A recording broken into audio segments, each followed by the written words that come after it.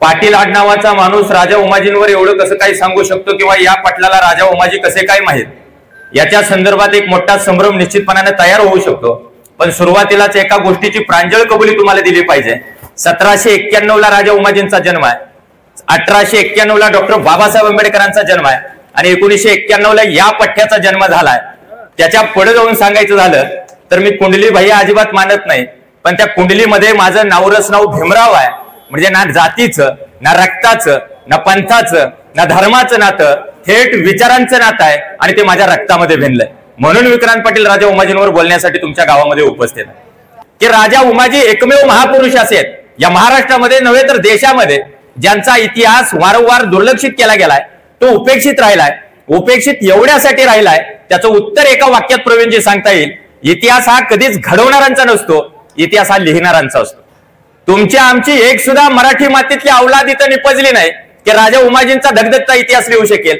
अरे हजारो वर्षांपूर्वी घडलेलं रामायण तुमच्या माझ्यापर्यंत पोहोचवलं जातं, हजारो वर्षांपूर्वी घडलेलं महाभारत जर तुमच्या माझ्यापर्यंत पोहोचवलं जातं तर फक्त 200 वर्षांपूर्वीचा राजा उमाजींचा धगधगता इतिहास आणि त्यांचा पराक्रम तुमच्या माझ्यापर्यंत का पोहोचवला जात नाही? काय नेमकं षडयंत्र इतिहासकारांचं हे तरी आम्हाला निश्चितपणाने कळलं पाहिजे। उल्लेख रामायणाचा झाला म्हणून तुम्हाला एक सांगेन की राजा उमाजींचा आणि इथल्या रामोशी समाजाचा थेट संबंध हा रामायणाशी येतो।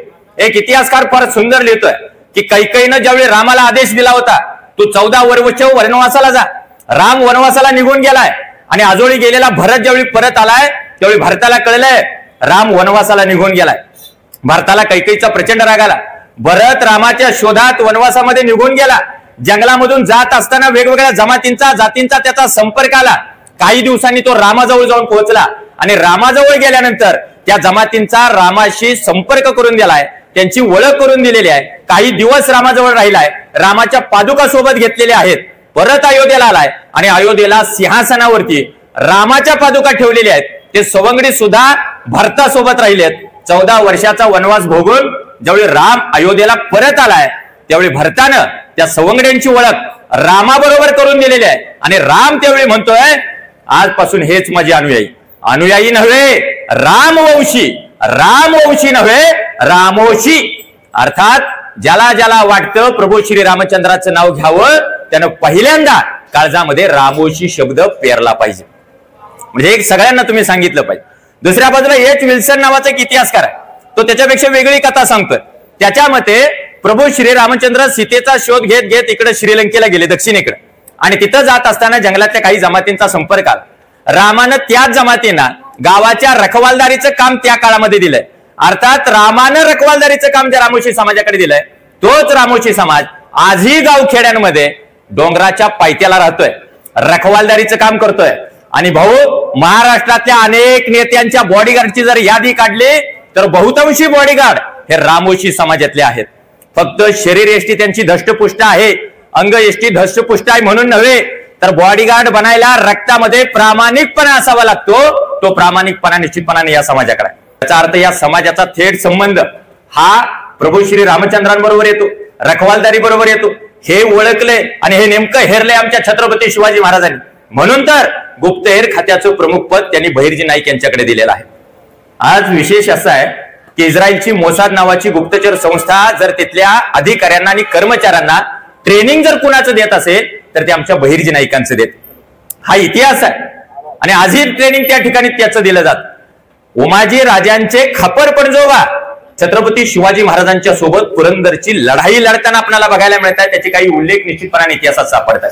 पण तरीही राजा उमाजींचा इतिहास मात्र तुमच्या माझ्या समोर निश्चितपणाने आणला जात नाही। मग राजे उमाजी कोण आहेत? दरोडेखोर। राजे उमाजी कोण आहेत? चोर आहेत। राजे उमाजी कोण आहेत? लुटारू आहेत। राजे उमाजी कोण आहेत? खुनी आहेत। राजे उमाजी कोण आहेत? या स्वराज्याबरोबर द्रोह करणारे, या स्वराज्याबरोबर गद्दारी करणारे। हे मी सांगत नाही, इतिहासकारांनी पानावर ही प्रतिमा रंगवलेली आहे। त्यावेळी मग दिवस उजाडलाय 7 सप्टेंबर 1791चा। पुरंदरच्या नगारखान्यात ढोल ताशे सनई चौघड्यात जोराने वाजायला लागले। चोहोबाजूनी फुलांचा वर्षाव होतोय, कारण त्या काळात दादोबा खोमनेच्या आणि लक्ष्मीबाईच्या पोटी एका ढाण्या वाघाचा जन्म झाला होता। तो ढाण्या वाघ म्हणजे राजा उमाजी नाईक आहे। आजही पुरंदरच्या भागामध्ये जर तुम्ही गेला ना तर एक वाघ्या मुरळी गीत ऐकायला मिळतं, गीत बघायला मिळतं की उभा गडावर देव कृपाळू, धन्य माळसा कांत। उमाजी राजांचा प्रांत पुरंदरचा मुलुकशूर हे वाघ्या मुरळी गीत पुरंदरच्या भागामध्ये आपल्याला बघायला मिळत. म्हणजे जेजुरीला ज्यावेळी त्या काळात यात्रा भरली होती त्यावेळी राजा उमाजी त्या यात्रेला गेलेले आहेत. त्यांच्यासोबत त्यांचा भाऊ कृष्णाजी नाईक आहे, त्यांचा दुसरा भाऊ अमृता नाईक सुद्धा सोबत आहे. त्या यात्रेमध्ये एक पवाडा समोर चालू आहे. तो पवाडा ऐकताना राजा उमाजींच्या मुठी आपोआप अशा आवळल्या जात आहेत. राजा उमाजींची छाती अभिमानाने फुलून येते आणि त्यांना आठवत आहे, अरे कसं फाडला असेल अफजल खानाचा कोतळा, छत्रपती शिवाजी महाराजांनी सुरतेची लूट कशी केली असेल, शाहिस्ते खानाची बोटं कशी तोडली असतील आणि त्या कृष्णाजी भास्कर कुलकर्ण्याला कसा उभा कापून काढला असेल हे आठवतायत. त्यांच्या मुठी आवळल्या जात आहेत, छाती अभिमानानं फुलून येते. आणि अशा काळात एक इसम राजा उमाजींच्या कानाजवळ आला आणि उमाजींना म्हणतोय, नाईक नाईक घात झाला, तुमच्या भावाला अमृताला पोलिसांनी उचललाय, चोरीचा खोटा आरोप त्याच्यावरती ठेवलाय, गुन्हेगारीचा शिक्का त्या काळात बसलाय ब्रिटिशांच्या काळात रामोशी समाजावर. आता राजा उमाजींच्या तळपायाच्या मस्तकात गेले. राजा उमाजींना काही कळे ना, पवडा ऐन रंगात आला होता, ऐन बहरात आला होता. रात्रीचा अंधार ज्यावेळी गडद व्हायला लागला त्यावेळी राजा उमाजी जागेवरून उठलेत. पाठीमागे असलेली म्यानातली तलवार सरळ बाहेर काढलेली आहे. तडक पोलीस स्टेशन गाठलंय आणि पोलीस स्टेशन मध्ये जाऊन याच मातीतला एक हरामखोर अधिकारी पोलिसांच्या दप्तरामध्ये काम करत होता. त्याला सरळ सुनावलंय, अमृताला मुकाट्यानं बाहेर सोडायचा प्रयत्न करा. पण अमृताला काही बाहेर सोडलं जात नाही. त्यावेळी मग राजा उमाजींनी उपसलेली तलवार त्या पोलीस अधिकाऱ्यावर चालवली. सपासप तलवारीनं वार केलेत. रक्ताच्या थरोळ्यात तो पोलीस खाली पडलाय. त्या पोलीस अधिकाऱ्याची बायको राजा उमाजींच्या अंगावर पळून आलेली आहे. पण त्यावेळी राजा उमाजींनी तलवार म्यान केली. बाई माणसावर हात उचलायचा नाही हे तत्व आयुष्यभर राजा उमाजींनी पाळलेलं आहे. अमृताला सोबत घेतलाय, तिथून बाहेर पडलेत, पण ते तिकडे पुरंदरला गेले नाहीत, जेजुरीला गेले नाहीत, इकडे वाई महाबळेश्वरच्या भागात आले. कारण राजा उमाजींचं हे तत्वच आयुष्यभर राहिलंय. इकडे वाईला आले म्हणून कळलं की ते पुण्यात असायचे, पुण्यात आहे असं कळलं तर ते आपल्या सांगली सोलापूरच्या भागामध्ये असायचे. एका ठिकाणी राजा उमाजी कधी थांबलेच नाहीत. पोलिसांच्या हातावर तुरी देऊन कायम राजा उमाजींनी स्वराज्य उभा करायचं काम निश्चितपणाने केलं.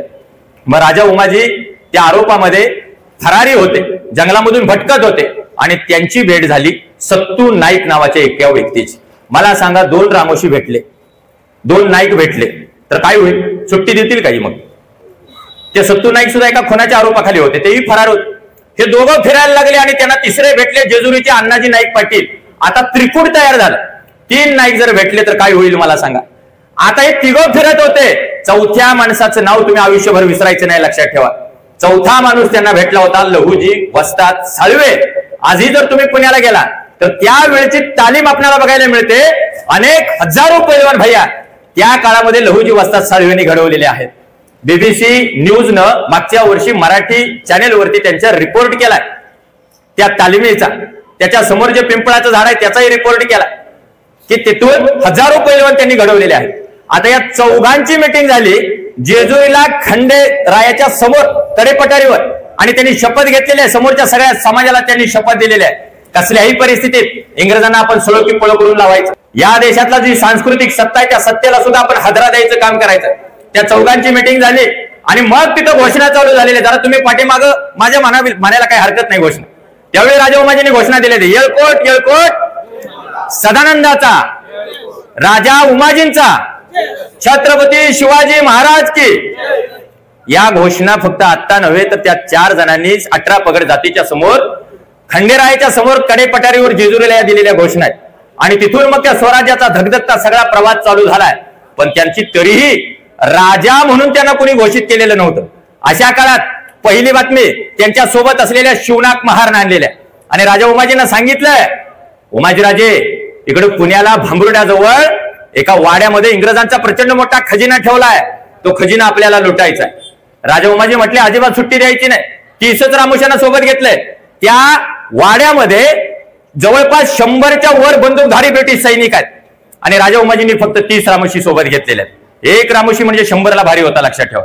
30 रामोशांना सोबत घेतलंय. पण रामोशांना माहित नव्हतं सोबतच्या राजा उमाजी नेमकं आपल्याला कुठे घेऊन चाललेत. अरे सोबतच्या साथीदाराला जर कळत नव्हतं राजे उमाजी कुठे घेऊन चालले तर ब्रिटिश अधिकाऱ्याला कसं कळेल राजे उमाजी नेमके कुठं लपून बसलेत? राजे उमाजींनी आपल्या हातावर तुरी देऊन ते कुठे गेले कळणार कसं? रात्रीच्या गडद अंधारात त्या 30 रामोशांना सोबत घेतलंय आणि त्यांनी ते भांबुर्ड्या गाठलंय. त्या वाड्याच्या जवळ गेल्यानंतर राजे उमाजी आदेश देत आहेत, समोर जो वाडा आहे त्याच्यामध्ये इंग्रजांचा प्रचंड मोठा खजिना लपवलाय, त्याच्यावरती छापा टाकायचा आपल्याला. सगळे रामोशी तुटून पडलेत. काही खजिन्याच्या खोलीत गेलेत, काही शस्त्रागाराच्या खोलीत गेलेत, काही घोड्यांच्या पाग्यामध्ये घुसलेले आहेत, काही जणांनी घोडे पळवलेले आहेत. जे कोणी ब्रिटिश सैनिक आडवा आलेला आहे त्याला आडवं करून टाकलेला आहे, काहींचे शिरछेद केलेला आहे. खाली पडलेली प्रेत सरळ घोड्यावरती लादलेले आहेत आणि ते ब्रिटिश सैन्याच्या त्या माध्यमातून त्या घराड्यातनं निघून सुद्धा गेलेत. यांना काही कळना कोण आलं, कुठनं आलं, कधी आलं, कसं आलं, कुणी लुटलं, काही कळना सुद्धा. त्यांना वाटलं बहुतेक भूतानं झपाटलंय. त्यांना कुणीतरी सांगितलं होतं उमाजीराजे म्हणजे दुसरं भूतच आहे, उमाजीराजे म्हणजे वार आहे, उमाजीराजे म्हणजे कडाडती वीज आहे. ते त्यांना कोणीतरी त्या काळात सांगितलं होतं. सगळे निघून गेल्यानंतर जे शिल्लक राहिले होते त्यांना वाटलं बहुतेक भूतच येऊन गेलंय. त्यामुळे त्यांनी काही जास्त वेळ विचार केला नाही. विचार करा, 1824 सालची ही घटना आहे आणि लुटलेल्या खजिन्याची रक्कम आहे 6200 रुपयांची. 6200 रुपये त्या काळातले म्हणजे आताचे लाखो रुपये झाले. मला तर वाटतं अनेक ठिकाणी छापे टाकल्यानंतर करोडोची मालमत्ता राजा उमाजींनी निश्चितपणानं ब्रिटिशांच्या माध्यमातून हस्तगत केली असणार आहे. विचार करा, त्या ठिकाणी शेकडोंचं सैन्य आहे आणि राजे उमाजी तिथं छापा टाकतायत फक्त 30 रामोशांना सोबत घेऊन. ते काही साधी गोष्ट नाही. अरे जंगलामध्ये घुसून वाघाला गोळ्या घालणारी माणसं अनेक आहेत, जंगलाच्या बाहेर आलेल्या वाघाला पिंजऱ्यामध्ये पकडणारी माणसं अनेक आहेत, पण वाघाच्या गुहेत घुसून वाघाची शिकार करणारा एक धान्या वाघ म्हणजे राजा उमाजी नाईक आहे. हे उमाजी राजे तुम्हा आम्हाला निश्चितपणानं कळले पाहिजे. आता दुसरी बातमी आणलेली आहे लहुजी वस्ताद साळवे. आणि लहुजी वस्ताद साळवेंनी सांगितलंय की चांजी मातिया नावाचा एक गुजरातचा मारवाडी पुण्यावरनं मुंबईला चाललाय. प्रचंड ऐवज, प्रचंड सोनं नाणं, प्रचंड संपत्ती घेऊन तिकडे निघालाय. त्यालाही आपण लुटायचा. राजे उमाजी म्हटले त्यालाही आपण सोडायचा नाही. त्याला पुढं पनवेलच्या ठिकाणी अडवलाय, त्यालाही पुरता मोकळा करून सोडलाय. त्यालाही कळलं चांजी मातियाला कोण आलं, कुठनं आलं, कधी आलं, कसं लुटलं, कुणी लुटलं काही कळलं नाही त्याला सुद्धा. त्यालाही कुणीतरी सांगितलं होतं अरे उमाजी म्हणजे दुसरं वार आहे, उमाजी म्हणजे कडाडती वीज आहे.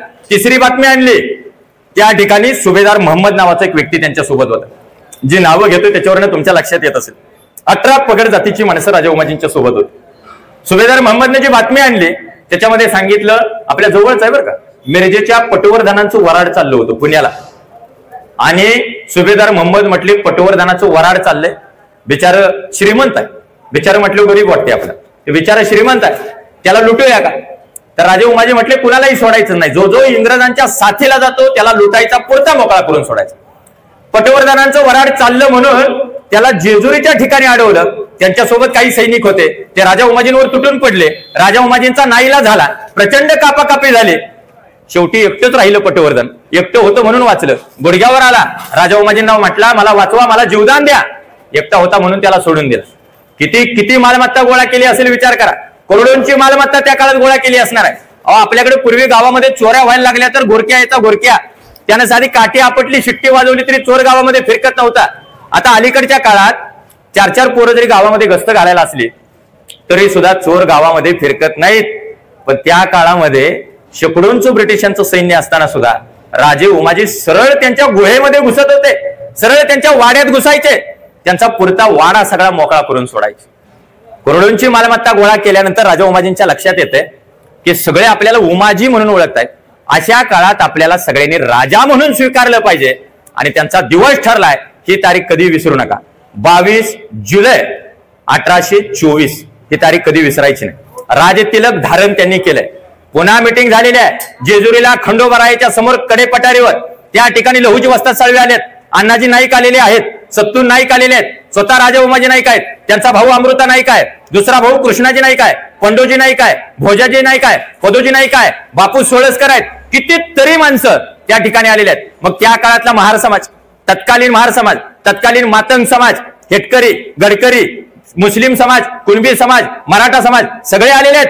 आणि सगळ्यांच्या समोर बाबा भगवान गिरी हे राजा उमाजींचे मार्गदर्शक होते. त्यांनी शपथ दिलेली आहे. त्यांच्या डोक्यावरती, त्यांच्या मस्तकावरती राजमुकुट लावलाय. अब्दागीर छत्र चामर नावाची राजचिन्ह सुद्धा त्यांना बहाल केलेले आहेत. चोहो बाजूनी बंदुकीच्या फैरी झाडायला लागल्यात, चोहो बाजूनी फुलांचा वर्षाव होतोय, चोहो बाजूंनी नगारखान्यामध्ये ढोल ताशे चौगडा सनई जोर जोराने वाजायला लागले. आणि अशा काळात परत घोषणा चालू झाल्यात, येळकोट येळकोट जय मल्हार, सदानंदाचा येळकोट, राजा उमाजींचा विजय असो, छत्रपती शिवाजी महाराज की जय, या सगळ्या घोषणांनी परिसर दाणावून गेलाय. उमाजी राजे झाले त्या काळामध्ये. आणि सगळ्यांनी त्यावेळी मान्य केलं की राजे उमाजी हे राजे आहेत. आजही तुम्ही पुरंदरच्या भागामध्ये गेला तर त्या ठिकाणची जात्यावरची गाणी, त्या ठिकाणची वाघ्या मुरळी गीतं निश्चितपणाने आपल्याला याची साक्ष देतात, राजा उमाजी हे राजे आहेत. बरं, त्यांना प्रतिशिवाजी का म्हटलं जातं? नुकतं प्रतिशिवाजी म्हणून चालणार नाही, का म्हटलं जातं त्याचं उत्तर आपल्याला पाहिजे. छत्रपती शिवाजी महाराजांचं जसं अष्टप्रधान मंडळ होतं तसं उमाजी राजांनी राजे झाल्यानंतर स्वतःचं मंडळ तयार केले. त्याच्यामध्ये न्यायदान करायचं काम आणि रणनीती आखायचं काम राजा उमाजींनी स्वतःकडे ठेवले. बाकीच्या राजांबरोबर पत्र व्यवहार करायचं काम स्वतःच्या भावाकडे कृष्णाजी नाईक यांच्याकडे दिलेलं आहे. बापू सोळसकर जे आहेत त्यांना महाबळेश्वरच्या सैन्य तुकडीचं प्रमुख केलंय, जेजुरीच्या सैन्य तुकडीचं प्रमुख पदोजी नाईक यांना केले, त्याच्यानंतर भोरच्या सैन्य तुकडीचं प्रमुख पांडोजी नाईक यांना केलेलं आहे. आपल्या शिराळ्यामध्ये जर गेला तर पिराजी जाधव होते, इकडे वाळव्यामध्ये नागोजी माने, आणि जतच्या भागामध्ये जर गेला तर सिंदूर लक्ष्मण नावाचं नाव तुम्ही ऐकलं असेल, त्यांची समाधी सुद्धा आहे त्या ठिकाणी. लक्ष्मण सिंदूर नाईक, त्यांना सिंदूर लक्ष्मण म्हणून ओळखलं. या सगळ्यांना जबाबदारी दिली. पुढे त्यांचं गुप्तहेर खातं तयार केलं. त्याच्यामध्ये पनवेलच्या गुप्तहेर खात्याची जबाबदारी दिलेली आहे रामजी कावजी पाटील यांच्याकडे. आडनावावरून लक्षात येत असेल, सगळ्या जातीची माणसं सोबत आहेत. पुढे नरसोजी नाईक यांना जतच्या गुप्तहेर खात्याचं काम दिलंय. उमाजीराजे कुठे आहेत? पुरंदरला, आणि जबाबदारी कुठे देत आहेत? जतला. याचा अर्थ किती मोठा विस्तार त्यांचा होता, साधा विचार करा. लक्ष देऊ नका, आपल्या सगळ्यांचा प्रवास तिथूनच झालाय. कोणी कोणी शेळीचं दूध पिलं नाही फक्त सांगा, लय ताकदीचं दूध असते. सगळ्यांचा प्रवास आपला तिथूनच चालू झाला.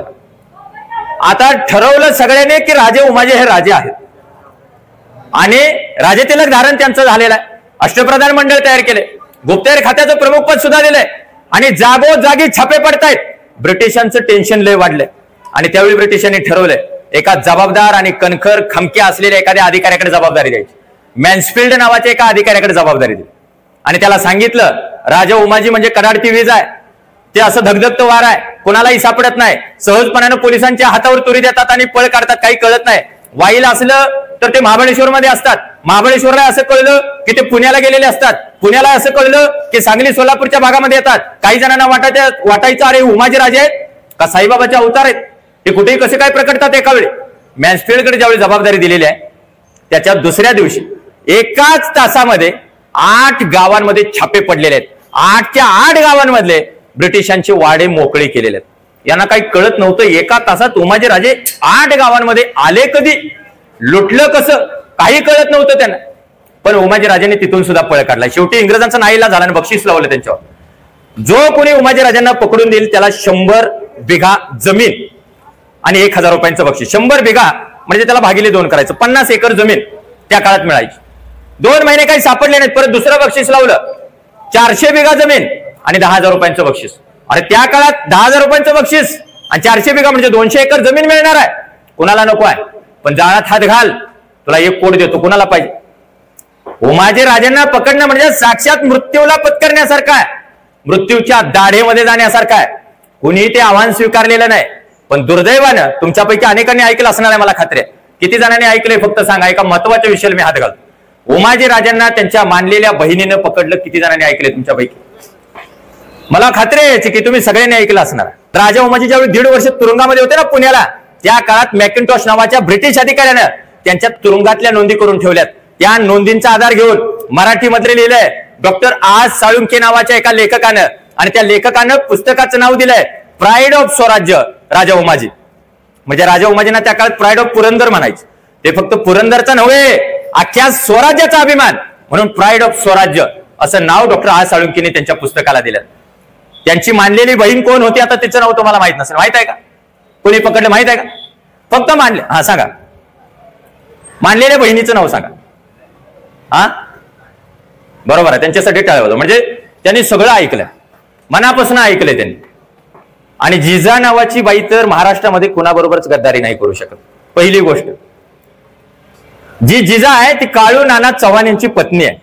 जिनं पकडलं असं सांगितलं जात आहे ते काळू नाना चव्हाण यांची पत्नी आहे, आणि तिनं फितुरीनं इंग्रजांना साथ देऊन राजा उमाजींना पकडलं असं सांगितलं जात आहे.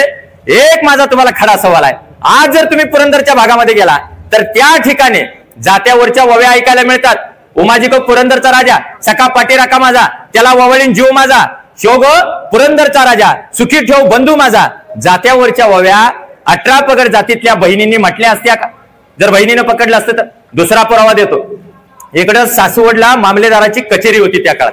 मामलेदाराच्या कचेरीच्या समोरनं ज्यावेळी उमाजीराजे चालले होते त्यावेळी सरळ त्या मामलेदाराच्या घरात गेले, आणि घरात गेल्यानंतर मामलेदार म्हणतोय तू चोर आहे, तू लुटारो आहे, तू दरोडेखोर आहे, कित्येकांची आबरू तू लुटलेली आहे, माझ्या घरात तू पाय ठेवायचा नाही. तो मामलेदार त्याच्या घरात होता म्हणूनच वाचला होता. नाही उमाजी राजांच्या समोर असा कोणी शिवीगाळ करायला लागला तर त्याची सरळ खांडोळी व्हायची. पण उमाजी राजांनी त्याच्यावर हात उचलला नाही, ते तिथून निघून गेले. मामलेदाराच्या बायकोला घरात आल्यानंतर कळलं आपल्या नवऱ्याचं उमाजी राजांबरोबर भांडण झालंय. उमाजी राजांबरोबर भांडण म्हणजे साक्षात मृत्यू पत्करण्यासारखा आहे. आणि सरळ जेजुरीला गेली ती. जेजुरीला जाऊन मामलेदाराची बायको उमाजी राजांना म्हणाली, राज मला तुमच्या धर्माची बहीण माना, पण माझ्या नवऱ्याच्या केसाला सुद्धा तुम्ही धक्का लावू नका. आणि त्यावेळी राजे उमाजी शब्द देत आहेत, तुझ्या नवऱ्याच्या केसाला सुद्धा धक्का लागणार नाही. तू मला तुझा जर धर्माचा भाऊ मानला असेल तर तुझ्या नवऱ्याच्या केसाला धक्का लागणार नाही, त्याची खबरदारी मी घेतो. आणि तिथून त्यांची बायको परत घरामध्ये गेलेली आहे. दुसऱ्या दिवशी राजे उमाजी परत मामलेदाराच्या घराच्या समोर निघालेत आणि त्यांना डोक्यात आलं जाऊया जरा मामलेदाराच्या घरामध्ये. मामलेदाराच्या घरामध्ये गेले. मामलेदार समोर बसलाय. मामलेदारानं परत खरडपट्टी काढली. राजे उमाजी काहीच बोलले नाहीत, घरातनं बाहेर पडले. पण स्वयंपाक घरात बसलेल्या मामलेदाराच्या बायकोला वाटलं की आता उमाजी राजांना घरात बोलूया. एक माणूस पाठवला. पाठीमागच्या दारानं थेट स्वयंपाक घरात बोलवलं, बसायला टाकलं, जेवणाचं ताट केलं. विचार करा, मामलेदार सोप्यात बसलाय आणि उमाजी राजे स्वयंपाक घरात बसलेत, सरळ जेवायला लागलेत. थोड्या वेळानं आपल्या बायकोची आणि उमाजी राजांची कुलबुज त्या मामलेदाराच्या कानावर पडली. मामलेदाराच्या डोक्यात आलं जरा जाऊया स्वयंपाकघरात. आलं स्वयंपाकघरात, त्याचं डोकंच फिरलं की डायरेक्ट स्वयंपाकघरात कसं काय आलं, माझ्या बायको संग गप्पा कसं काय का मारायला लागले. आणि थोड्या वेळानं त्याच्या बायकोनं उमाजी राजांना सगळी घडलेली कहाणी सांगितली, त्या मामलेदाराला सांगितली. मामलेदाराचा पारा जरा शांत झाला आणि मग मामलेदार सुद्धा त्यांच्या गप्पांमध्ये सामील झाला. सांगायचा विषय असा, बहिणीनं पकडलं असतं तर आज अनेक बहिणी जातेवरच्या वव्या म्हणत नसत्या. बहिणीनं पकडलं असतं तर आज अनेक माता भगिनी वाघ्या मुरळी गीत उमाजी राजांच्या नावानं म्हणत नसत्या. याचा अर्थ असा, पकडलं कुणीतरी पकडले ना, मग कुणी पकडलंय त्याचे पुरावे तुम्हाला देतो. घ्या पहिला पुरावा, प्राईड ऑफ स्वराज्य नावाचं पुस्तक वाचायचं. नाहीच कुणाचं पटलं तर दुसरा पुरावा, प्रल्हाद मलमे नावाच्या एका लेखकानं पुस्तक लिहिलंय, प्रति शिवाजी राजा उमाजी नावाचं. ते पुस्तक एकदा वाचा आणि मग तुम्हाला कळेल राजा उमाजींना कोणी पकडलं. पुण्याचा त्रिंबकपंत कुलकर्णी नावा जो ब्रिटिशांच्या सोबत होता, त्यानं त्याच्या वाड्यामध्ये एक मीटिंग बोलावली आणि ठरलं राजा उमाजींना आपण पकडायचं आहे. कारण राजा उमाजींना त्रिंबकपंत कुलकर्णीनं पकडण्याचं कारण एकमेव असं होतं की राजे उमाजी फक्त ब्रिटिशांच्या विरोधात लढतायत म्हणून नव्हे, तर राजा उमाजींनी त्यांचा लढा सांस्कृतिक सत्तेच्या विरोधात सुद्धा उभा केला होता, इथल्या अन्यायाच्या विरोधात उभा केला होता. जी माणसं आमची पुस्तकं लिहित नाहीत त्यांच्या विरोधात सुद्धा उभा केला होता. त्यामुळे त्रिंबकपंत कुलकर्णीनं वाड्यामध्ये मीटिंग बोलवून सांगितलंय राजा उमाजीला आपल्याला पकडायचं आहे. राजा उमाजींना आमंत्रण दिलं त्या वाड्यामध्ये आणि सांगितलं कुठल्याही प्रकारची फंदफितुरी होणार नाही, कुठल्याही प्रकारची गद्दारी होणार नाही. राजा उमाजी गेलेले, पांडुजी नाईक त्यांच्या सोबत गेलेत आणि तिसरा व्यक्ती होता त्यांचा भाऊ अमृत नाईक. हे तिघं तिथे गेलेले. त्या त्रिंबकपंत कुलकर्णीच्या वाड्यामध्ये 25 जण साखळदंड हातामध्ये घेऊन उभा राहिलेले आहेत. जसा उमाजी राजांनी त्या वाड्यामध्ये पाय ठेवला, 25 जणांनी साखळदंडांनी उमाजी राजांना करकचून बांधलंय. असला ढाण्या वाघ जो शेकडो ब्रिटिशांना पुरून उरायचा नव्हे 14 वर्ष सलग इंग्रजांना सळो की पळो ज्यानं करून सोडलं होतं, तो राजा उमाजी आज साखळदंडांनी बांधला गेला होता. अनेकांना कळायचं बंद झालं होतं. महाराष्ट्रातला बहुजन समाज त्या काळात विश्वास ठेवायला तयार नव्हता की राजा उमाजी त्या काळामध्ये कैद झालेले आहेत. शेवटी मॅकिंटॉश नावाच्या ब्रिटिश अधिकाऱ्यानं फतवा काढला, राजा उमाजीला साखळदंडांनी करकचून बांधलंय ना, त्याच अवस्थेत त्याला बाहेर काढा आणि महाराष्ट्रामध्ये चौकात चौकात फिरवा. महाराष्ट्रातल्या सगळ्या बहुजन समाजाला कळू द्या तुमचा राजा कैद झालाय. ज्याच्या जीवावर तुम्ही उड्या मारता ना, तो राजा आज आमच्या तावडीत सापडलाय. एकदा कळू द्या महाराष्ट्रातल्या सगळ्या बहुजन समाजाला. आणि मग मॅकिंटॉशनं फतवा काढल्यानंतर जेम्स टेलर नावाचा न्यायाधीश सुद्धा बाहेर आलाय. पुण्याचा त्यावेळेचा कलेक्टर रॉबर्टसन, जो कायम म्हणायचा या माणसाला पहिल्यांदा अटक करा नाहीतर दुसरा शिवराय तयार होईल. ज्या रॉबर्टसनला ही भीती वाटली होती, तो रॉबर्टसन सुद्धा त्यावेळी बाहेर आलाय. उमाजी राजांना साखळदंडाने करकचून बांधलंय आणि चौकात चौकात फिरवलं जातं. सगळ्या आया बहिणींनी त्या ठिकाणी गलका केलेला आहे. प्रत्येक जण त्या ठिकाणी धाई मोकलून रडतंय. सगळ्यांना हुंदका अनावर झालाय. जनावरांनी त्या काळात ओरडणं बंद केलंय. सूर्य जागीच थांबला होता, अगदी ढग जागच्या जागी थांबलेला आहे. राजा उमाजी कैद झालेत म्हणून राजा उमाजींना पुण्याला 1.5 महिने तुरुंगामध्ये ठेवलं. मार्च 1831 ला राजा उमाजींना तुरुंगवास झाला आणि ते तुरुंगामध्ये असताना सातत्यानं जेम्स टेलर नावाच्या न्यायाधीशाच्या समोर त्यांना आणलं जातं.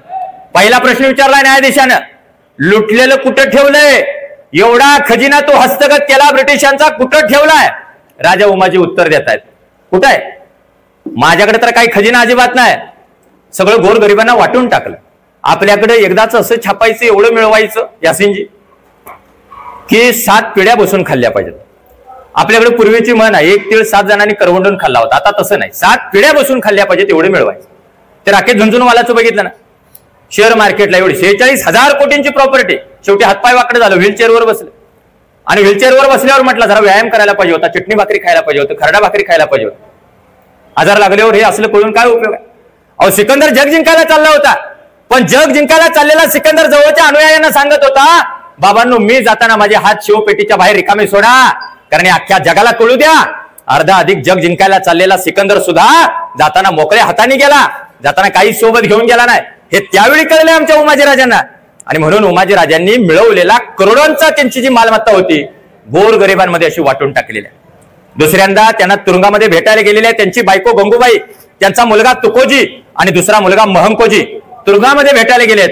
आणि बायकोला आणि मुलांना उमाजीराजे सांगतायत, तुमच्यासाठी मी आयुष्यात काही मिळवलं नाही, जे काही लुटलं ब्रिटिशांचं ते सगळं गोरगरिबांमध्ये वाटून टाकलंय. तुम्ही आता तुमच्या हिमतीवर जागा, तुमच्या मनगटातल्या ताकदीवर जागा, डोक्यामध्ये शाबूत असलेल्या मेंदूच्या जीवावर जागा. आणि ते मुलं बाळ सगळे निघून गेलेले, परत खटला चालू आहे. आणि तिसऱ्यांदा तो जेम्स टेलर विचारतोय, तुझी शेवटची इच्छा काय? फासावर द्यायच्या आधी विचारलं जातं ना. जर आपल्याला विचारलं तर आपण काय म्हणत, साहेब जेवढं काही आम्ही केलेलं आहे ते सगळं मान्य करतो, तुमच्या पाया पडतो, काय लागलं तर सांगा, खिसं गरम करायचं असलं तर सांगा, सगळं करतो आम्ही, पण फाशी मात्र देऊ नका. मेल्यावर काय करायचं, जीव गेल्यावर मग काय करायचं? पण राजे उमाजी सांगतायत, आयुष्यभर वागावानी जगलोय, शेवटची इच्छा एकच आहे, तुम्ही हरामखोरांनो पहिल्यांदा भारत सोडून निघून जावा. हे राजा उमाजी त्या काळामध्ये त्यांचं स्वप्न सांगतायत. साधी गोष्ट नाही, फासावर चाललेला मृत्यूच्या दाढेत असलेला माणूस ब्रिटिशांनी भारत सोडून जावा म्हणून सांगतोय. म्हणजे आता जे इतिहासात रंगवलंय ना, 2017ला मी एमपीएससीची परीक्षा दिली होती साहेब. 2017ला एमपीएससीला प्रश्न आला होता एक, या महाराष्ट्रामध्ये आद्य क्रांतीवीर कोण? राजा उमाजींना 1832ला फाशी दिलंय. ह्या देशामध्ये इंग्रजांच्या विरोधात पहिल्यांदा उठाव करणारा आणि उठाव केला म्हणून पहिल्यांदा ज्यांना फाशी दिलं गेलं त्या व्यक्तीचं नाव आहे राजा उमाजी. कोणी आद्य क्रांतीवीर म्हणून एकाच ढाण्या वाघाचं आपण नाव घेतलं पाहिजे, राजा उमाजी नाईक. हे सगळ्यांना सांगा, स्पर्धा परीक्षेचा अभ्यास करणाऱ्या त्या सगळ्या लेकरांना तर पहिल्यांदा सांगा. नाही त्याच्यामध्ये जर पर्याय असा दिला सागरवया, तर मला वाटतं आपल्या माध्यमातून एक चळवळ उभा केली पाहिजे. लय गोडसे प्रेमी महाराष्ट्रात आता जन्माला आले, त्यांना हे कळलं पाहिजे, राजा उमाजी जर त्या काळात असते ना, तर गांधींच्या बाजूला जर चुकून उभा असते प्रवीणजी, तर गांधींचा खूनच झाला नसता. पहिल्यांदा गोडसेच्या शरीराच्या खंडोळे केले असते, लक्षात ठेवा. राजा उमाजी गोडसेच्या शरीराच्या खंडोळे केले असते, एक लक्षात ठेवा. ही काही साधी व्यक्ती नव्हती. नुकता ब्रिटिशांच्या विरोधातला उठाव नव्हता, तर सांस्कृतिक सत्तेच्या विरोधातला उठाव आहे. आणि त्याच्यानंतर वेळ झालेली आहे फाशीची अंमलबजावणी करायची. मी थोडं धावतं सांगितलं बरं का तुम्हाला, सगळा इतिहास तुम्हाला धावता सांगितलं. फाशीच्या शिक्षेची अंमलबजावणी झाली, तारीख होती 3 फेब्रुवारी 1832. पुण्याच्या ठिकाणी आणलं गेलंय त्यांना आणि तिथं फाशीची शिक्षा दिली जाणार आहे. बाजूला जेम्स टेलर नावाचा न्यायाधीश उभा आहे, मॅकिंटॉश नावाचा ब्रिटिश अधिकारी उभा आहे, रॉबर्टसन पुण्याचा कलेक्टर उभा आहे, सगळे ब्रिटिश अधिकारी अवतीभोवती आहेत. आणि एक जल्लाद हातामध्ये दोर घेऊन उभा आहे, जो राजा उमाजींना फाशी देणार आहे. राजा उमाजींना एका फळीवरती उभा केलंय. आणि मग त्या काळात महाराष्ट्रातला जेवढा बहुजन समाज पुण्याच्या ठिकाणी गोळा झालाय, तिथल्या अनेक माता भगिनी त्या काळात त्यांना हुंदका अनावर झाला होता. इतिहासकारांची ही टिपणं दुर्दैवानं भावी पिढ्यांपर्यंत आणली गेली नाहीत. दुर्दैवानं पुस्तकांमध्ये आम्हाला ती वाचायला मिळत नाहीत.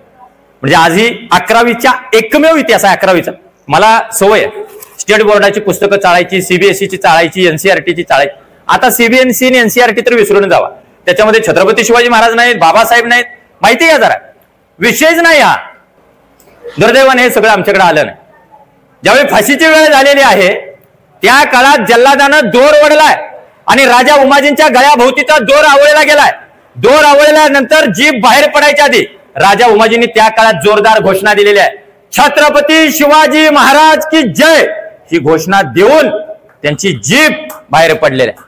अर्थात अनेक मराठी माणसांची जीभ महाराजांचं नाव घेतल्या बिगर त्यांच्या नावापासून पुरकी व्हायला तयार नाही. आणि ते राजा उमाजींच्या बाबतीत झालं. पण जिवंत उमाजी राजांना जसे ब्रिटिश अधिकारी घाबरत होते, त्याहून जास्त मेलेल्या उमाजी राजांना घाबरत होते. त्याचा एक पुरावा, आज जर तुम्ही पुण्याला गेला खडकमाळ भागामध्ये, तर तिथंच खडकमाळ भागामध्ये एक पिंपळाचं झाड आहे. ते साक्ष देते उमाजी राजांची. त्या झाडामध्ये सगळ्या उमाजी राजांच्या आठवणी एकवटल्यात. फासावर दिल्यानंतर त्यांचं प्रेत 1 दिवस नव्हे, 2 दिवस नव्हे, तब्बल 3 दिवस त्या पिंपळाच्या झाडाला लटकवलेला आहे. का लटकवलंय माहित आहे? जो कुणी दुसऱ्यांदा उमाजी राजा तयार होईल आणि ब्रिटिशांच्या विरोधात उठाव करेल, त्याची अवस्था अशीच होईल हे दाखवण्यासाठी ब्रिटिशांनी सलग 3 दिवस उमाजी राजांचं प्रेत त्या पिंपळाच्या झाडाला लटकवलंय. 4थ्या दिवशी भिवडीवरने एक बैलगाडी आली धडधडत. त्याच्यामध्ये तुकोजी त्यांचा मुलगा आहे, महंकोजी आहे, आणि त्यांची बायको गंगूबाई आहे. ते दोघं झाडावरती चढले. उमाजी राजांचं पार्थिव खाली घातलं, बैलगाडीमध्ये घातलं. ती गाडी धडधडत परत भिवडीकडे आली. हा सगळा धगधगता इतिहास तुमच्या सर्वांच्या समोर निश्चितपणाने यायला पाहिजे. राजा उमाजी 1.5 वर्ष तुरुंगामध्ये असताना लिहायला वाचायला शिकलेत. ब्रिटिशांना पत्र पाठवल्यानंतर त्या पत्रासोबत ब्रिटिशांची 10 मुंडकी सुद्धा पाठवत होते. पण जेवढी पत्र त्या काळात उमाजी राजांनी लिहिलेत, मॅकिंटॉश नावाचा ब्रिटिश अधिकारी असं लिहितोय, ती सगळी पत्र उमाजी राजांनी स्वतःच्या हस्ताक्षरात लिहिलेत. याचा अर्थ आमच्या उमाजी राजांना वाचता येत होतं, लिहिता येत होतं. ते काय बुक्कीट टेंगुळ गुलिका धोका म्हणून घडले होते का? टीव्ही नावाचा फुल फॉर्म आहे टेलिव्हिजन. पण मी नवीन फुल फॉर्म तुम्हाला सावळजकरांना देतो. टी म्हणजे ताबडतोब आणि व्ही म्हणजे वाटोळं. ताबडतोब वाटोळं जिथं केलं जातं त्याला टीव्ही म्हणायचं. मला एक सांगा, 7 सप्टेंबरला महाराष्ट्रामध्ये कुठल्या न्यूज चॅनेलला राजा उमाजींच्या बद्दल एखादा स्पेशल रिपोर्ट करून दाखवलाय? फक्त सांगा. चला त्या चॅनेलवाल्यांचं पाय धुवून आपण पाणी प्यायचं. महाराष्ट्रामध्ये एक आघाडीचं वृत्तपत्र असं सांगा ज्या आघाडीच्या वृत्तपत्रामध्ये राजा उमाजींच्या आजच्या जयंतीच्या बद्दल बातमी दिलेली आहे. एवढं कशाला? तुम्हाला आज उमाजी राजांचा मला वाटतं फोटो मिळालाय. 2017ला शासकीय GR आहे महाराष्ट्र शासनाचा.